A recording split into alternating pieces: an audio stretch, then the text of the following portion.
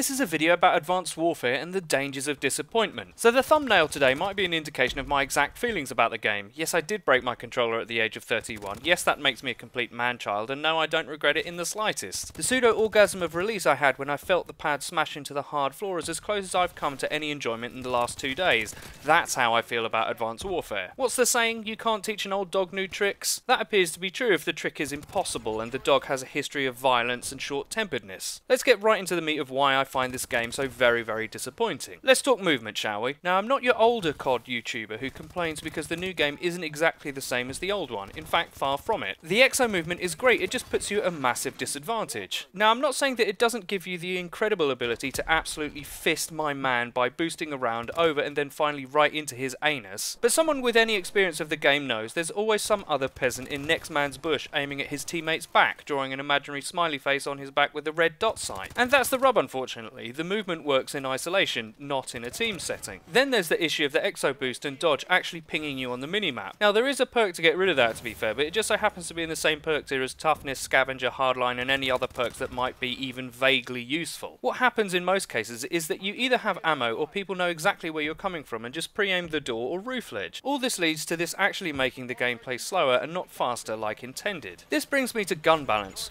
There is none. It's no exaggeration to say that if you want to use anything other than an AR, you're in for a bad time. Everything else is total trash, and I mean total trash. The SMGs, my personal favourite gun class, have the same lethality as a long-brewed kebab fart. The shotguns are an insult, and the snipers, well, let's just say, good fucking luck, mate. Everyone and their nan is using the Bal 27, and the simple fact is that there isn't a single engagement where that wouldn't be the best option. The game needs a rebalance, and quickly, but that's just my humble opinion. The effect of this mono-balancing is that rushing is virtually impossible. Using the movement, flanking, surprising, and outgunning a stationary opponent is a low percentage play even with an AR. You have no chance with an SMG. And then there's the kill streaks. They're just impossible to get, unless you play ultra conservative and lose all your friends from being such a total cunt. And even then, the amount of points are set way too fucking high. Essentially, every game is like a league play match with limited loadouts and no long streaks. This is all by design in my opinion, and it's been done that way to make COD a better esport. With all of that said, I can see competitive being genuinely fun to watch. It's just the public setting that is no fun whatsoever.